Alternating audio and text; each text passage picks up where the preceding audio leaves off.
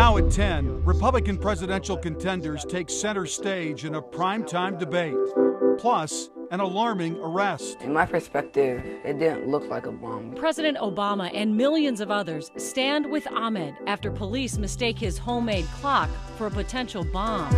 Also, why a B-2 stealth bomber is flying over Minnesota. But first, a Maple Grove family hit by a chunk of asphalt on the road. It slammed it really hard. Tonight, their fight over who should pay for the damage. Those stories in a moment, but we start tonight with developing news out of Chile. A tsunami advisory has been issued actually for the coastline of California and Hawaii after an 8.3 magnitude earthquake hit off the coast of northern Chile. Tonight's powerful quake caused buildings to sway in Santiago and other cities. Video shows people running into the streets searching for safety. People have been ordered to evacuate low-lying areas, and already high waves are hitting Chile's coastline, which is flooding towns. There are reports of deaths and other cities without power tonight. Of course, all these details are just coming in. We'll have the latest tomorrow morning on KARE 11 Sunrise. Our other top story, GOP presidential candidates face off in their second primetime debate. This time, CNN provided the forum for the party's frontrunners to spar over the issues. And spar they did. Lou Raguse is here with a recap of one eventful night. Lou? Julie and Randy, the bottom four candidates in the polls had their own debate first that mostly stuck to the issues. Then the main event with the top 11 candidates was lively with several attacks. Anytime Donald Trump has the stage, we've come to expect comments like these. I never attacked him on his look, and believe me, there's plenty of subject matter right there. That I can tell you. Excuse me, 1 second. No. I didn't want to get Donald, you cannot take more energy tonight. I like that. Look, I was asked the question. With 10 other GOP candidates at the CNN debate, Trump threw jabs to his right and left, including Wisconsin Governor Scott Walker. When the folks of Iowa found out the true facts of the job that you've done in Wisconsin, all of a sudden you tubed. He was #1, now he's number 6 or 7 in the polls. Many pundits saw this debate as Walker's last stand as his poll numbers have dropped. Hamline University professor David Schultz doesn't think Walker did enough to last until the Iowa caucuses. I don't think he did enough. I think there's a couple of problems here. One is certainly he didn't have enough face time, which is always an issue. But two, he seemed nervous on stage. While Schultz saw Walker as the night's loser, he saw Carly Fiorina as the big winner. She got the face time and took advantage to share her stance on various issues. She also got the longest applause when asked her reaction to Trump commenting on her looks, then claiming he was misunderstood. I think women all over this country heard very clearly what Mr. Trump said. I think Carly Fiorina did a really good job tonight, projecting herself, looking like she had good, calm answers. I think additionally, Ben Carson, as low-key as he was, did a very good job. Carson has been rising in the polls, most often coming in second to Trump, with Fiorina expected to receive a bump in the numbers from her performance tonight.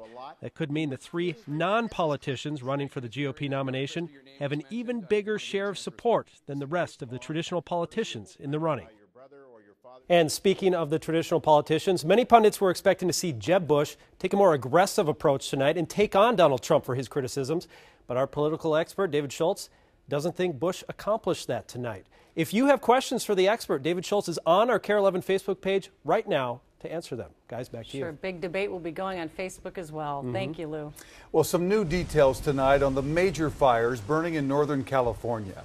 At one fire, investigators are checking if a tree hitting a live power line might have sparked the blaze. At another fire near the foothills of the Sierra Nevadas, investigators found a second body. 3 people are confirmed dead in the fires. Searchers are using dogs to find others who might have perished. Well, back here at home, a vacation turned dangerous for a Twin Cities family in North Dakota. They were driving behind a dump truck when some debris fell off and hit their windshield. The damage left behind sparked a battle over who should pay for the repairs. But tonight, we're learning there's a possible solution in the works. Jay Olstead has the story. It's all new at 10. This is where the rock hit. Patty Morse was on her way to a wedding in western North Dakota on Saturday. It slammed it really hard. When she and her Maple Grove family got derailed. My first thought was my daughter's safety and then how thankful I was that it didn't go through the windshield. Patty was driving. Her daughter was in the passenger seat. Her daughter's husband, John Klebs, in the back seat, tending to their 20-month-old son. It scared the heck out of me. That's when they saw what looked like a softball-sized chunk of pavement fall from this truck on I-94. It's a shattered windshield. If it wasn't for modern technology, that would have gone right through. They notified the State Patrol, which tracked down the business, Northern Improvement Company. They say a representative looked at their car that day, filled out this report describing what happened, and then told them they'd pay for the damage. But when John called the company to follow up this week, she called it an incident of the road. Since it fell off the truck, bounced on the road, then struck the vehicle, they're not liable. All because the debris hit the road first. That's ridiculous. And after we contacted the company for an explanation, turns out they changed their tune again. I'm glad that you're taking responsibility. During our interview, John got a phone call. The company would pay for the damage after all. I just hope it doesn't happen to someone else. An ending to a journey that started a bit rocky. It makes me emotional. I'm so very thankful that it didn't go through. And by the way, a North Dakota State Patrol sergeant told me tonight, while this case was a civil matter by state law, trucks need to make sure what they're hauling stays put. If they don't and a trooper sees it, they can pull them over and give them a ticket. Guys. Right. Thank you, Jay. 3 road construction projects in downtown Minneapolis are creating trouble during rush hour. The worst travel time over the past couple of days has been in the morning hours, and we're learning the problems could persist over the next 2.5 weeks. To help drivers navigate through the mess, traffic control agents will be stationed at 3 different intersections. They are 3rd Avenue South and 5th Street, 4th Avenue South and 5th Street, and 4th Avenue South and 3rd Street. So sometimes it takes a little bit to adjust to the traffic and what the patterns are going to be, and sometimes folks that are driving also have to adjust their patterns too. If you think there is more construction downtown this year, you're right. City officials say a better economy has allowed them to start projects that were once put off. That includes the Nicollet Mall makeover, which has also led to a change of traffic flow downtown. Urban explorers who trespass onto Minneapolis properties and end up in need of rescue may need to pay for that help from here on out. Today, the Minneapolis City Council approved a measure that would charge those people for the cost of the technical rescue operations. The move follows several incidents at abandoned mills and grain elevators this year, one that ended in a U of M student's death. Up until now, the cost has been passed on to taxpayers. It ends up being an extraordinary amount of dollars that are used to get people out of these very life-threatening situations. The fee for the first 2 hours of the rescue operation would be $721 and $300 for each additional hour after that. New tonight, Brainerd could soon be the next Minnesota city to eliminate all paid firefighter positions and staff the fire department with only volunteers. The proposal would mean 5 full-time firefighters and a fire chief would be out of a job.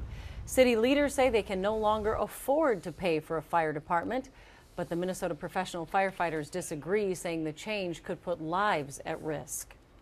In the event of an emergency, they would respond from their homes, from work, wherever they are, to the station, then pick up the rig, then go to the scene, which would greatly add to response times. The savings would be $265,000 a year. City staff could vote on the measure as soon as next Monday. New at 10, we're learning a B-2 stealth bomber seen flying over the Twin Cities today was on a routine training mission. These are pictures sent to us by KARE 11 viewers. The aircraft is stationed at Whiteman Air Force Base in Missouri. There are 20 B-2 stealth bombers in the country. All of them are stored at that base. A Texas teenager says he will be transferring to a different school after he brought his clock invention to show his teacher, but ended up in handcuffs instead. Police arrested 14-year-old Ahmed Mohammed after another teacher saw his science project and thought it was suspicious. Irving police say they took Ahmed into custody out of an abundance of caution. But the Muslim teenager and civil rights leaders question whether this was discrimination. I didn't do anything wrong. I just showed my teacher something, and I ended up getting arrested. Our reaction would have been the same either way. That's a very suspicious device. We live in an age where you can't take things like that to school. Ahmed is serving a 3-day suspension even though he faces no charges in the case. The outrage over his arrest has earned him an invite to Facebook headquarters and a visit to the White House from President Obama himself. Still ahead at 10, a big night for the Twins as they try to stay in the hunt for postseason play. Plus, for the first time ever, we get an inside look at Target's selling strategy as the retail giant prepares for transformation. And some little-known ways to boost your retirement savings in tonight's Take Care of Your Money report. Mel? Well, in weather, it's a very warm evening, still close to 80 degrees. Let's take a look at radar. That's been active tonight. Right now, showers off to our east and another batch moving in from the west. It is going to be a stormy Thursday, and a few of those storms could be severe. We'll have to watch that. The timing looks like right in the morning commute and again in the evening commute. We'll talk about that and a cool, sunny weekend coming up.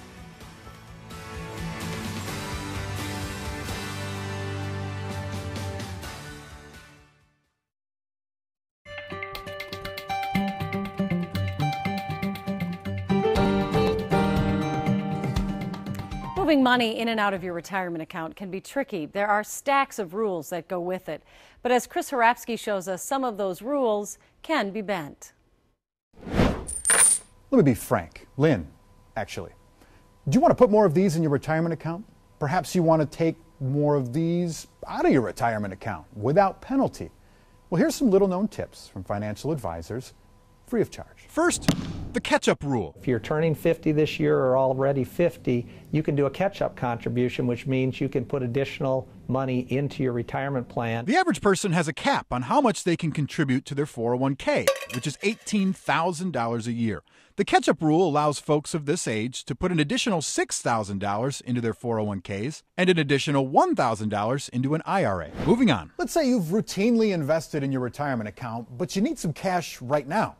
Here's a few ways you can accomplish that. Look into what's called the 60-day rollover. Sometimes when clients need money for the short term, instead of borrowing against their home or credit cards or whatever, you can actually take advantage of a little-known trick to borrow for 60 days outside of your retirement account. Most 401ks don't allow you to withdraw without penalty, so the strategy here is to move money from your 401k into an IRA. Then you can take money out. As long as you put it back within 60 days, there's no penalty and no taxes. Okay, another tip is called the deposit and withdraw. A lot of folks take advantage of their employer's match program for their retirement. If you do, great. Free money, right? Now, if you're at least 59 and a half years old and want a little more cash in your pocket, you can withdraw your employer's match money right away without penalty. You pay taxes on it, but the money's yours if you want it. It will boost your income by getting you, additional dollars and taking advantage of some money that your employer is putting away for you. And all plans don't allow it, so you have to make sure your plan is one that would comply with that. And one last tip. If you need a short-term loan but don't want to sell off your portfolio or disturb your retirement accounts, there's what's called a loan management account, where you can borrow against your securities like stocks, bonds, or mutual funds outside your 401k. There's no setup cost for it. There's no closing fee. You just pay a simple rate of interest while the money's outstanding. Just a few options for you. Now it's up to you to find the best one. In Wayzata, Chris Harapsky, KARE 11 News. Well, Eckerline says the best advice for your retirement account is the most basic. Save early, save often, and take advantage of any employer match programs. More holiday hiring news, this time from Kohl's. The Wisconsin-based retailer plans to hire more than 69,000 workers this year. That includes additional employees at the store level, along with support staff at distribution and operations centers. For the first time ever, we were granted access to Target's fall national meeting today. The new CEO says the struggling retailer is transforming and on a path to growth again. Brian Cornell revealed 5 new areas of focus: shopping on demand, whether it's online or in-store pickup, localization and personalization with unique items from city to city, flexible formats with smaller urban stores, simplify and control costs, and more attention to specific merchandise categories. That was a big deal tonight. Lots of red and khaki in downtown Minneapolis streaming into Target Center. And Shakira and Luke Bryan. Yeah. Yep, just a typical day at Target, right? Good stuff. You know what? We get a lot of questions, of course, on Twitter and Facebook and Instagram from our viewers. This one caught us today. Laura Betker, in fact, got this on Twitter. And this gal wanted to know what are the fall colors looking like on the North Shore. She wants to take a trip up there. So we thought we'd look, and the bottom line is the fall color report is updated periodically every Thursday. You can count on an update, and this is the current update for Minnesota. And you can see that on the North Shore, it is anywhere between 0 to around 25%. So a quarter of the trees are turned. And just south of Duluth there, it's right around between 25 to 50%. And we also looked in Wisconsin. We don't want to forget Wisconsin. And as of today, the Wisconsin Department of Tourism is just saying some minimal color for now. But it looks as though the forecast is it will be a phenomenal fall foliage season. So that is great news, great to look forward to. And of course, this wonderful growing season is the reason for that. But what the fall colors need is sunshine during the day and cool nights. We've had a lot of sunshine. We haven't had a lot of cool nights. But that will change over the weekend. Let's take a look at the numbers and show you what's happening. We did top out today at 84 degrees. Our average is 72, so 12 degrees above average again today. It was nearly 90 in Wilmer and in Marshall today. Jackson was at 86, Duluth 80, and on that beautiful North Shore, 71 degrees for a daytime high. So the weather for tomorrow is sitting in North and South Dakota. This is the trough of low pressure that behind it is much cooler. The temperatures in the Montana tonight are in the 40s, 50s, and they were only in the 60s for daytime highs, even south into Salt Lake City. So this cooler air is coming in, and it will be with us for the weekend. And in between, we're going to get some storms. So we have a couple moving through right now, and we expect tomorrow to be bookended with storms. Here's the timing. We expect that overnight tonight, a cloudy, mild night, but then tomorrow for the morning commute, of course, Sven will be here at 4:30, and we'll be covering traffic and talking about these storms in the morning. Those move on by, and then we have some redeveloping storms in the afternoon, and they move into Wisconsin. And there is a slight risk for severe weather tomorrow. A couple of these could crop up and become severe. The best chance of that would be in the afternoon, and it looks like it'll be further to the east, but the Twin Cities is under the slight risk. So tomorrow afternoon, be prepared to obviously pay attention. Then on Friday, we'll start with sunshine. By the evening hours, it looks like it'll be cloudy with a few spotty showers. So for tonight, dropping only down to 69, a remarkable evening, very warm for this time of year. And then for tomorrow, scattered storms, both the morning commute and then again in the midday hours. Your sunrise tomorrow morning, 5 minutes before 7. Here's your 7-day. So our last very warm day for a while, never know, we could hit it again, no question there. 82 after starting out at 69 with the morning thunder and the afternoon thunder and that slight risk of strong storms. Then on Friday, we'll start out with sun. We'll have clouds in the afternoon, a few spotty showers in the evening, and 68. Then for the weekend, looking like a spectacular September weekend, our second in a row that will be very seasonal, 71 and 75. Monday also looking great, as well as Tuesday, and then a slight chance of a couple thunderstorms or showers on Wednesday. But no big chill down, no big cool off, and a lot of heat, of course, still tonight. Just a balmy evening. All right. Thanks so much, Val. All right. We are watching some breaking news in Minneapolis near North neighborhood. Minneapolis fire crews are on the scene of a house fire in the 1400 block of Emerson Avenue North. You're looking at a live picture. This is between Theo Worth Park and I-94. The fire department's Twitter account says at one time there was heavy fire in the attic. Calls started coming in around 9:30. It's still an active scene. No word yet if anyone was injured. Well, coming up in sports, the Minnesota Lynx prepare for Friday's start to the playoff season. Plus the Twins in need of another win if they want to stay pace or gain ground in that wild card race. Perk has the highlights next.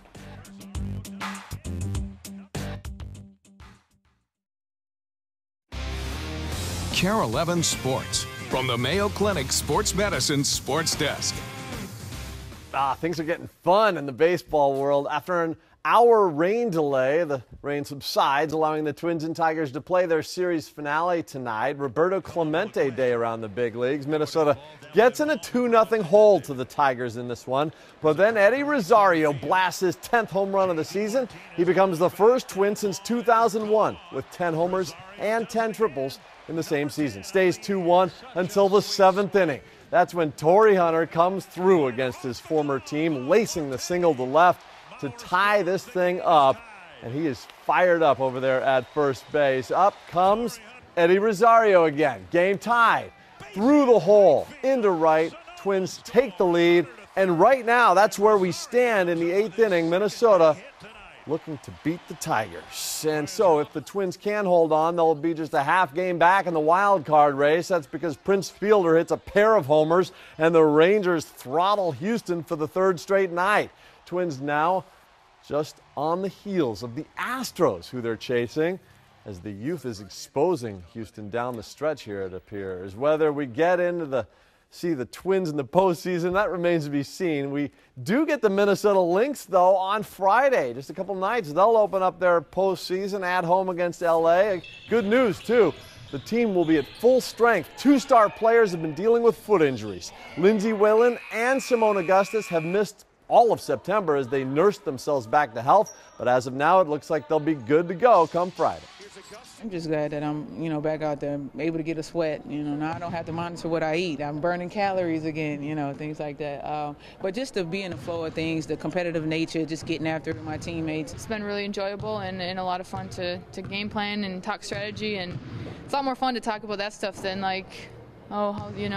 how's your, whatever injury it is coming along. It's a lot more fun to talk about the actual game and what you're doing in practice.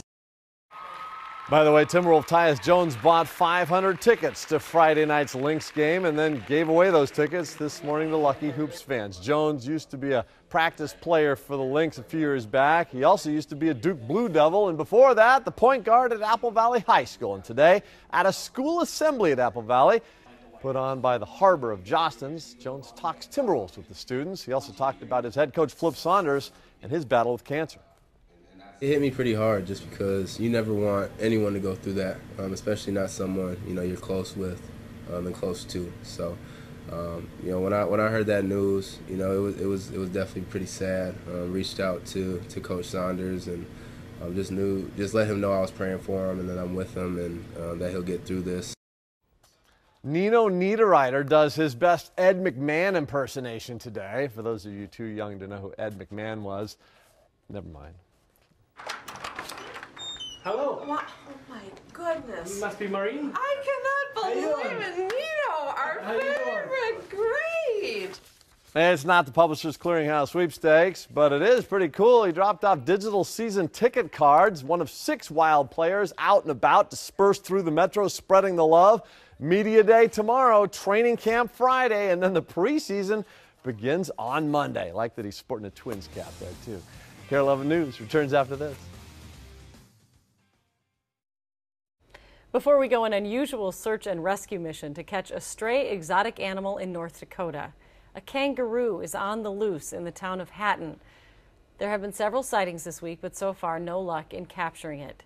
Today, Scott Schmidt tried to help by using his own pet kangaroo to lure the animal out of hiding. The idea being if they see your pet Leo here, they'll come up to you and you could maybe capture it. All right, well, smell it first. Okay. They can smell them for about 5 miles away. Well, authorities think the stray roo may have been dropped off by someone in Fargo who tried to keep it as a pet. It's always the best strategy. Unleash the second kangaroo. Thanks for watching.